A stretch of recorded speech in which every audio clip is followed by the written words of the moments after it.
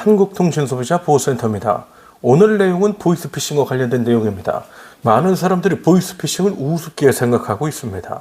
그렇지 않다고요? 심각하게 생각한다라고요?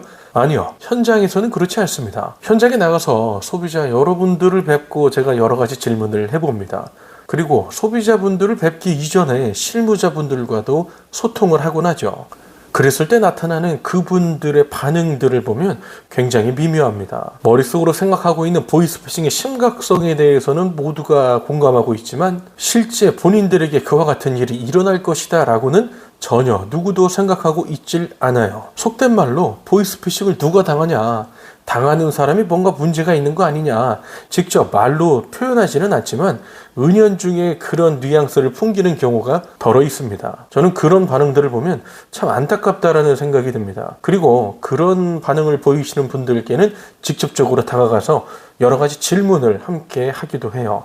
감정적인 대응은 아닙니다. 다만 현실적인 이 문제를 놓고 과연 이런 위험에 노출이 된다면 피해를 입지 않을 자신이 있습니까? 혹은 피해를 입지 않겠습니까? 라고 다시 한번 물어보는 거죠. 혹시라도 영상을 보시는 분들께 제가 한번 질문을 해보겠습니다.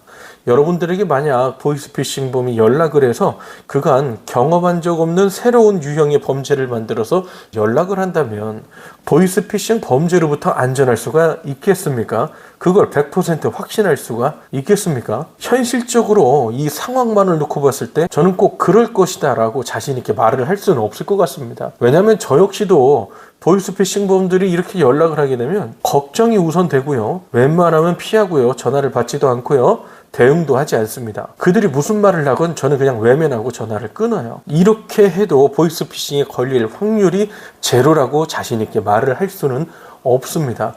그런데 현장에서 만나는 실무자 선생님들을 보면 제가 생각했던 것과는 전혀 다른 반대의 상황을 놓고 생각을 하고 계신 것들을 보면 참 안타까워요. 실제 보이스피싱은 범죄 규모가 매년 증가하고 있습니다. 피해 규모 역시 마찬가지고요. 피해를 입는 분들의 전체적인 수 자체도 증가하고 있죠. 누군가는 보이스피싱을 두고 경제적 살인입니다 라고 주장을 하기도 했습니다.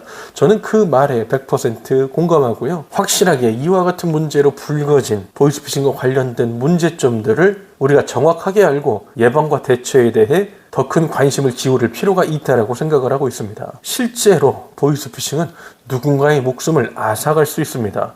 평생 동안 일궈놓은 전 재산을 잃을 수도 있습니다. 사회와 고립된 채 오롯이 이런 문제점들을 스스로가 감내하면서 이겨내야 하는 경우도 있습니다. 과연 이게 정상적인 겁니까? 지금 이게 피해자가 잘못한 건가요? 저는 지금 이 사회가 생각하고 있는 보이스피싱과 관련된 문제점들을 인지하고 있는 수준에도 큰 안타까움을 표합니다. 보이스피싱 전화가 들어왔을 때 장난을 치거나 그 내용을 녹음해서 SNS에 공유하거나 지인들과 키득키득 거리거나 이런 일들이 얼마나 많습니까? 경찰에서는 예방을 위해서 제일 중요한 것은 이와 같은 연락이 들어왔을 때 연락 자체를 받지 않는 게 제일 중요하다 이렇게 말을 하고 있습니다. 근데 또 전 얘기하잖아요. 사업하시는 분들이나 영업하시는 분들은 모르는 번호로 들어오는 전화를 받지 않을 수가 있냐 이겁니다. 현재 통계적으로 나타나고 있는 피해 규모가 어마어마한 수준에 이르고 있지만 우리들이 예방하는 방법과 대처하는 방법에 대해서는 아직까지 굉장히 1차원적이다. 상황 자체가 이렇다. 이게 문제다. 제 주장은 바로 이런 겁니다. 여기에 한 가지 더 나아가서 우리들의 인식 자체도 크나큰 문제를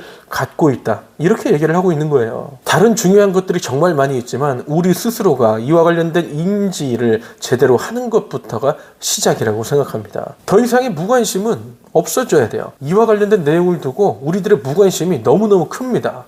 노력하고 고민하고 연구하고 시도하고 실패하면 다시 복귀해서 성공할 때까지 최선을 다하는 그룹이 있죠? 누굽니까?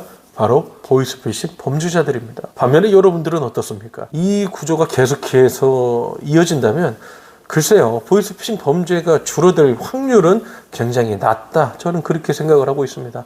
아무리 대통령이 나서서 비정상의 정상화를 외치면 뭐합니까?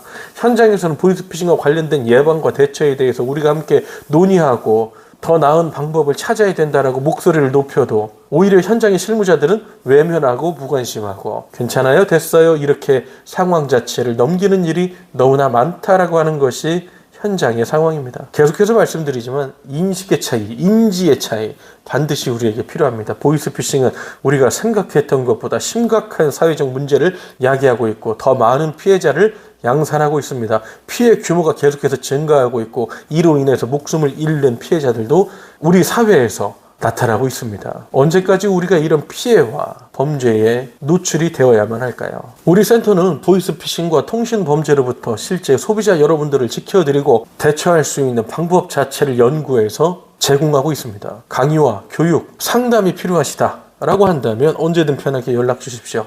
말씀드렸지만 우리 단체는 비영리 단체입니다. 공익을 목적으로 하고 있기 때문에 어떤 내용에 대해서도 비용이 발생하는 부분은 없습니다.